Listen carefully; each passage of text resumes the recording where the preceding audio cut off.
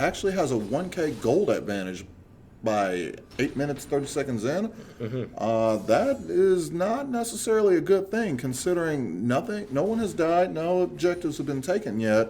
So it seems like Final Light's able to manage their money a little bit better in terms of kind of getting themselves set up for the rest of this game. We see in every lane a CS advantage going to Final Light Gaming here, especially in the bot lane where we're seeing a 12 CS deficit, and in the top lane it's even worse with a 20 CS deficit. Fiora being able to keep that Nautilus far away, and it looks like we're going to get a little bit of damage poke in there as well in the bot lane.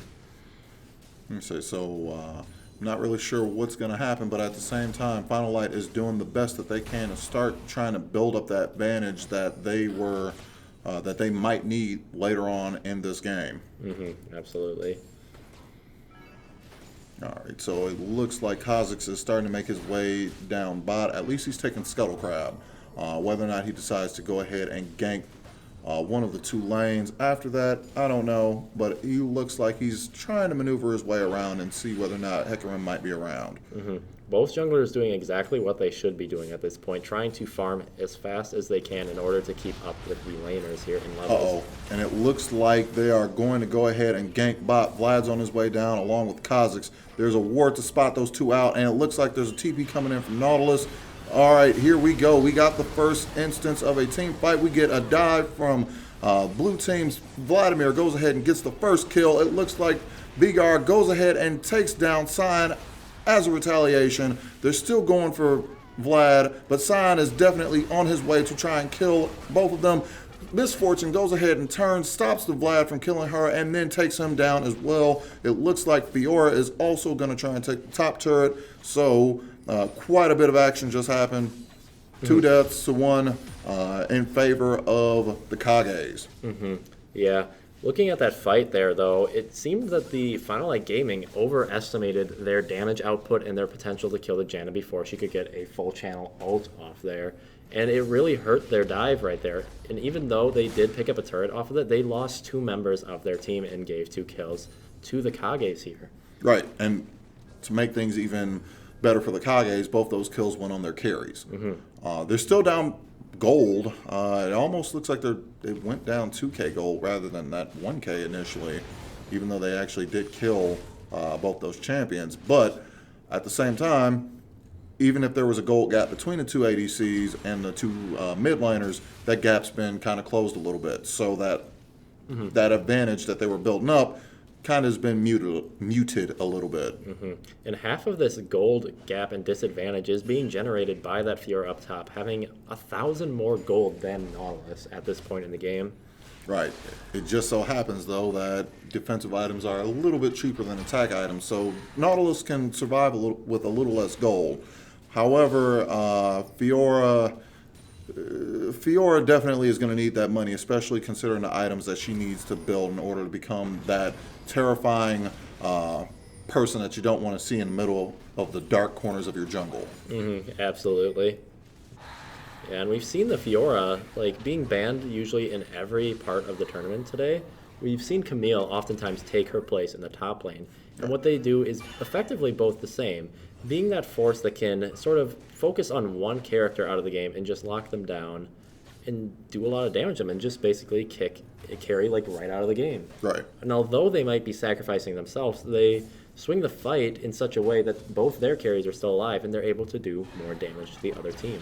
So the way I like to see that is you are a single-use item against a very specific person. Yes, you might go down in a fight, but if you remove the person who's carrying their team, it doesn't matter. You have other carries. That's why you're playing a team-based. This is why League is a team-based game. You have other people you can depend on. So some people need to fill a role. If your role is to specifically take down the person who has the capacity to kill the rest of your team, I think that would honestly be completely beneficial. Also, it looks like Blue Team is aware of this dragon being taken. It's an Inferno Drake, so this is actually going to be quite important.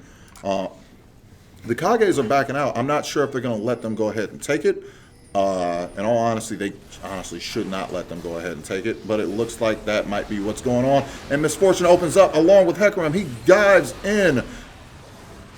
Right now, they are going kind of back and forth. Varus landed his ult. It picks off a few people, but it doesn't look like anyone's actually going to die. Nautilus flashes the wall. He goes after Kha'Zix, but it's not enough to actually kill him. And it looks like Final Light got a free dragon. No deaths. Few summoners burned, but then again, some of those summoners were also burned on the Kages as well. Nautilus engaging in an offensive flash right there, resulting in no kills because heal was blown from Varus to save the Kha'Zix right there. But it also looks like the Kages might be able to get this mid tower, so that definitely does kind of pay off a little bit. Definitely taking these trading objectives is what's going to keep teams both on the same playing level. If they do not continue to trade off these objectives, one team is eventually going to get a small lead ahead of the other, and that's, as we've seen, a way to snowball into the late game. Right. Also, that definitely closed the gap just a smidge. And Fiora almost caught Hecarim before he could recall. There was no ward there, so they didn't know that that was possible or possibility, but it is what it is, I guess. Yeah. Sometimes you're just not lucky enough to catch people out.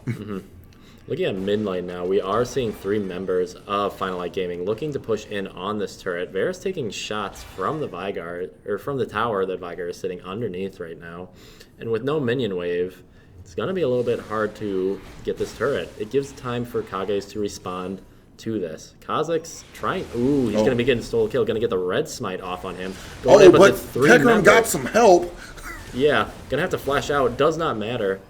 Misfortune going to be having her bullet carry Kha'Zix to the grave. Picking up double buffs as well. That's gonna be pretty scary for the next few minutes, I think. Misfortune just being consistently able to do her bullet rain and be annoying and deliver that slow is going to definitely increase the damage. Also, the red buff burn and slow will be very painful to Final Light Gaming.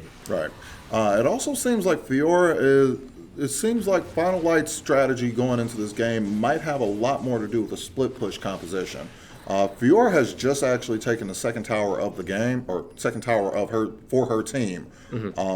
She hasn't necessarily been in a lot of these fights, but she's always been in the right place to go ahead and take an objective afterwards. So I think the Kage need to kind of be aware of the fact that someone needs to probably go stop her. She's starting to get a lot of CS because she's been by herself, and because of that CS, there's a decent chance that if they do only send 1 or 2 people to go take her down, it's not going to be enough.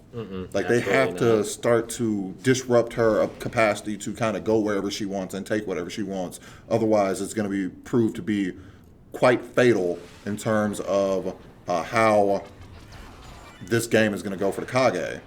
Absolutely. And it looks like we might be... Vlad getting caught up by the stun. He's going to be able to pull out, though, yeah.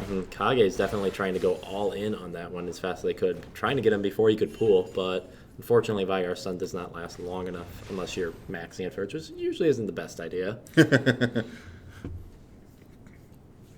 So usually not, but every now and again, the usual thing just doesn't fit the situation. So...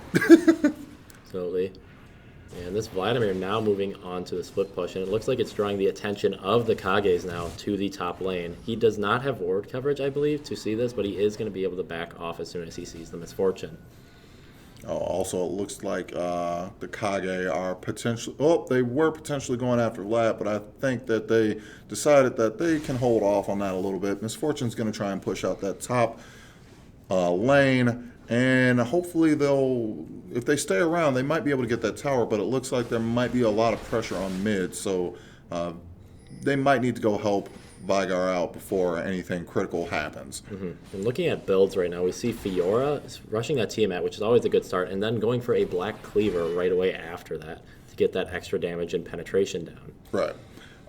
Looking at the ADC builds, Varus has gone ahead and built a Blade of the Ruined King.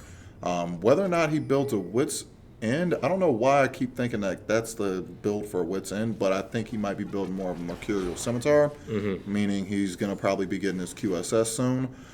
That's going to be really useful for him, considering the Veigar and Nautilus have their stuns and roots with their kids. Absolutely. And we see on the Misfortune's end, she's looking to possibly have that chase down potential with the With the Yomus. I was gonna say Umama's Blade. That's what I call it in game. No, it's the Yomu's blade. Yeah. Or Yomu's ghost blade. Yeah. God dang. And then Hecarim part doing a good job in getting the Swift Foot boots first, so his AD scales off of that movement speed and then moving on into what appears to be a Triforce. Right. And looks like Vigar is pretty much going with his Marilla Nomicon because he has his Lost Chapter and his Fiendish Codex.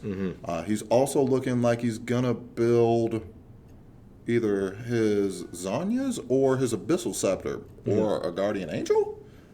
Hard to say right now. Guardian Angel is a good pickup usually for something like a Vigar. But it's a little early for that, I think. Possibly, and his potential to get back into the fight after that, being a non-mobile carry, you can get collapsed on very quickly after using AGA. Yeah, that actually might be kind of an interesting thing to go with because, like I said, typically under normal circumstances, that item isn't bought until late game where you know that the team fight or the last team fight that you get in might... Like, one team fight can end the game, pretty much. Absolutely. So you get that Guardian Angel as a last effort to try to change your fate. If he goes ahead and gets that kind of early, that might lead to some chances to kind of bring games back. If this Fiora is trying to chase down this Nautilus, she's doing the best she can. She's getting collapsed on, though, it looks like by 4 members of the Kage's team. Which is why it was good for her to parry that, but at the same time, it might be a little too late. Oh, and Scion runs full speed into that wall. He's stuck in his pen, and he's unable to do anything. Scion being able to separate the Kages from the Fiora and stopping that pursuit. Also, it looks like the Final Light Gaming might be moving towards Dragon. It is another Inferno Drake, so that will be really, really good for them to get that second one. The Kage can't let this happen. If they let them get this second Inferno Drake, this is going to be a... They're setting themselves up for a really bad situation, I think. And Infernal Drake not being one of the ones that has spawned frequently. We've seen more Ocean Drakes. Oh, Vera's going to flash in, going to get the ult off, but looks like Janna going to ult and get the healing down. Kozilek's coming in from behind, actually, and tearing apart the backline. Going to get the Hecarim. Misfortune trying her best at low health to get in there. Kozilek splashes in, gets the Q off. Looks like Nautilus is going to go down, and that is going to be an ace in favor of Final Light Gaming. Oh, and the Varus has full health. All right, it looks like they're going to be going for Dragon, and they're going to be going for that mid lane. Like I said, this isn't a good sign for the Kage. They're going to be down by quite a bit at this point. And plus, there's going to be 2 Inferno Drakes, which means that the amount of damage that the Final Light Gaming can throw out is going to be substantial at this point. And considering Fiora is pretty much almost at a position where she's unstoppable, that's not going to be good for trying to stop that split push from happening. Absolutely. Yeah. Final Light Gaming definitely taking the driving wheel, or the driver's seat on this game right now, getting both Infernal Drakes right off the bat, and before that, even having a dominating gold lead over Kage's the entire game, starting off right away almost with a K gold lead. Right, and now they're at 6K right now, so the Kage need to find some way to close this money gap, because if they can't figure out how to do that, they're not going to have enough money in the bank and enough items to actually make any fight in the future meaningful.